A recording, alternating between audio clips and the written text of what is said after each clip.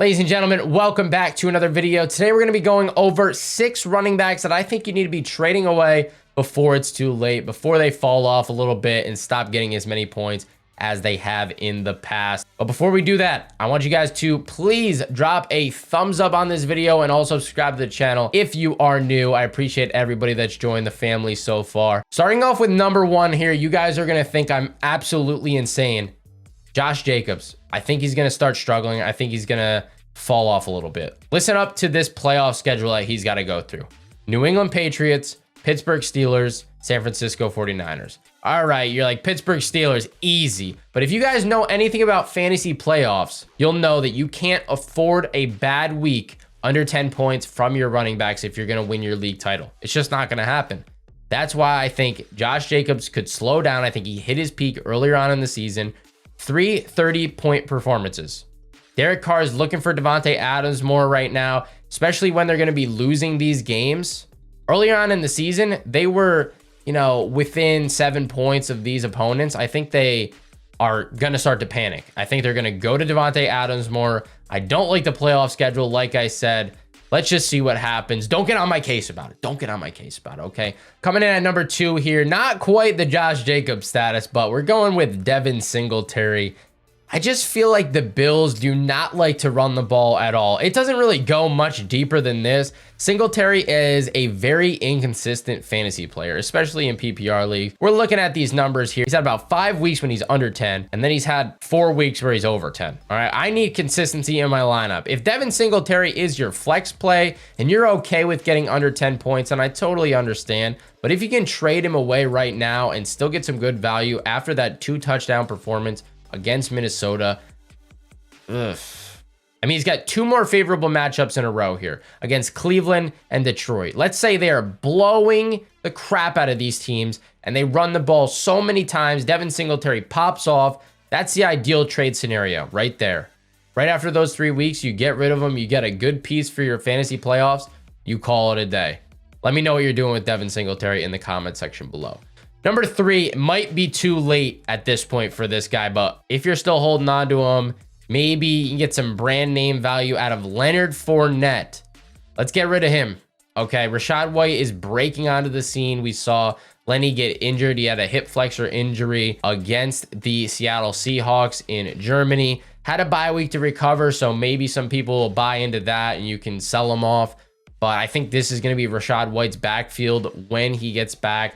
If not completely, it's going to be more of a Rachaad White show than it was in the past. So you're going to get even less value out of Lenny unless you get rid of him now. I'm telling you right now, you don't have to believe me, but in the upcoming weeks, you'll see exactly what I mean. Coming up at number 4 here, we have Miles Sanders. And the reason that I don't like Miles Sanders particularly is because he does not get passes out of the backfield.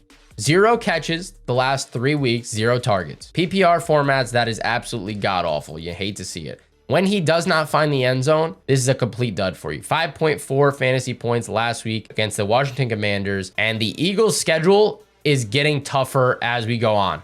We got Indy, who has a pretty good defense. I'm not going to lie, they're just on the field a lot. Green Bay has an all right defense. Tennessee has a pretty good defense. The Giants have a good defense. Then you get Dallas and New Orleans at the end of the year. These are not going to be games that are blowouts. Miles Sanders thrives in games that are blowouts. Week number 1, against Detroit, 18.5 fantasy points. Week number 4 against Jacksonville, 29.6 fantasy points. These are games where they ran the ball a ton. It's not going to happen every single week. I'm telling you right now, I would definitely couple him up with maybe a low-end wide receiver 2, low-end running back 2, and trade him for a running back with that pass catching potential upside that can get you more fantasy points for the rest of the season and maybe has a more favorable fantasy playoff schedule than Miles Sanders. Coming in at number 5 here, we have RAHEEM MOSTERT. And the reason that I'm not too particularly high on RAHEEM MOSTERT is, well, we saw Jeff Wilson Jr. come in and take a lot of the carries away from him the last couple of weeks. He was averaging around 15 carries before Wilson got there. Now it went down to 9 and then 8 this past week. I think that's going to continue to go lower until it's about 6 or 7 carries. Not too steep of a drop off from where he's at, but it severely limits his ceiling when Jeff Wilson is the main back. Although there is a chance Miami scores a crap ton of points. If you're in a PPR league and you think Mostert is going to get a lot of work out of the backfield for pass catching, might be worth holding on to. If not, if you're in a standard league, definitely I would be looking to trade him before he totally falls off the map in Miami. I don't know if it's going to happen. I just have like kind of a feeling that Jeff Wilson Jr.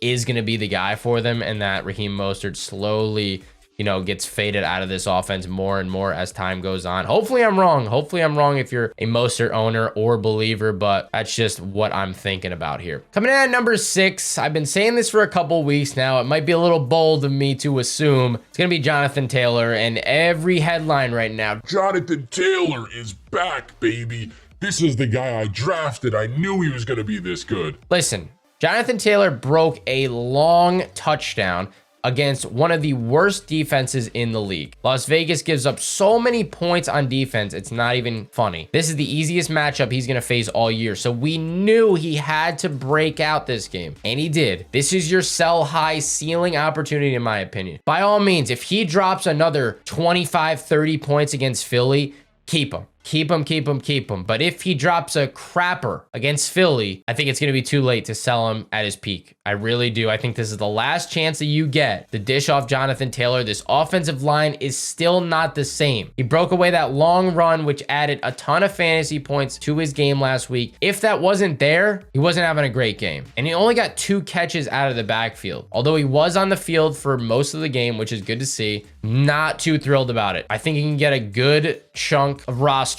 for Jonathan Taylor right now. I think now is the time to do it before it's too late. Let me know if you agree with these decisions. Do not agree with any of my decisions. It's totally fine. I'd love to have a conversation in the comment section below. Drop a like on the video if you did enjoy, and subscribe to the channel if you're new. I will catch you in the next one.